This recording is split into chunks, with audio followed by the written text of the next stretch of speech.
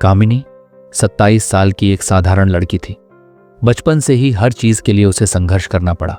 Career, रिश्ते, आत्मसम्मान। मेरे साथ ही ऐसा क्यों होता है?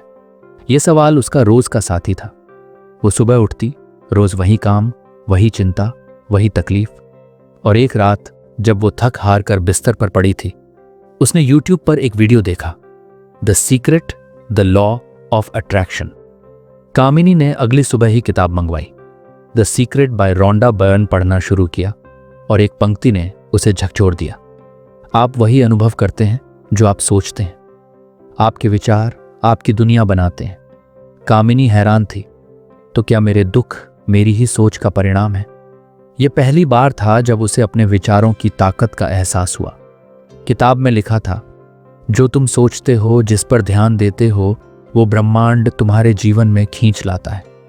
अगर आप दुख की बात सोचते हैं तो आप और दुख खींचते हैं। अगर आप प्रेम, समृद्धि, स्वास्थ्य सोचते हैं तो वही आपका अनुभव बनता है। कामिनी ने तय किया, अब मैं अपनी दुनिया खुद गढ़ूंगी। कामिनी ने विजुअलाइजेशन शुरू की।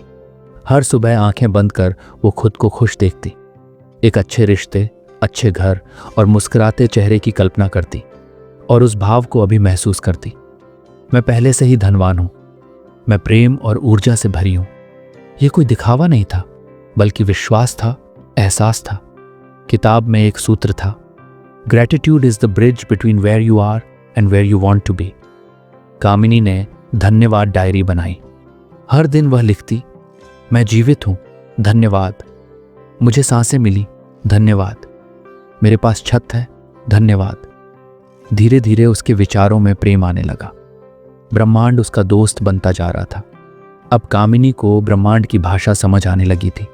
सोचो वो जो चाहती हो, महसूस करो कि वो मिल चुका है, और फिर छोड़ दो भरोसे के साथ। लेकिन कई बार शक आ जाता। तब वो किताब की ये पंक्ति पढ़ती, universe always says yes to your vibration. अब कामिनी एफर्मेशंस करती, मेरी जिंदगी सुंदर है, हर दिन मेरी ओर खुशियां आ रही हैं, मैं आकर्षण की शक्ति हूं। धीरे धीरे जीवन बदलने लगा। उसकी पुरानी दोस्त ने अचानक कॉल किया, नौकरी का ऑफर दिया, बैंक में रुका हुआ पैसा आ गया। और एक दिन जब वह कैफे में बैठी थी, एक अच्छा इंसान उससे मिलने आया, जो बाद में उसका जीवन साथी बना। क्या यह लॉ ऑफ अट्रैक्शन का चमत्कार है? नहीं, ये उसके सोच का परिणाम था। अब कामिनी का दिन कुछ ऐसा होता, 1. सुबह 10 मिनट ग्रैटिट्यूड, 2. 5 minute visualisation, 3. पूरे दिन एफर्मेशंस, 4. रात को विश्वास के साथ रिलीज।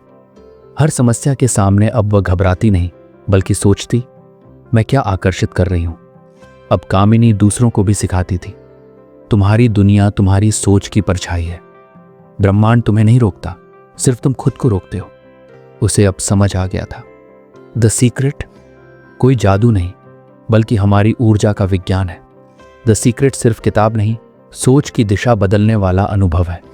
अगर कामिनी अपनी निराशा को उम्मीद में बदल सकती है, तो आप क्यों नहीं? अगर आपको यह बुक समरी पसंद आई तो एक लाइक ज़रूर करें, और इस बुक की कौन सी लाइन आपको सबसे अच्छी लगी कमेंट में ज़रूर लिखें। इस बुक समरी को सुनने के लिए आपका धन्यवाद।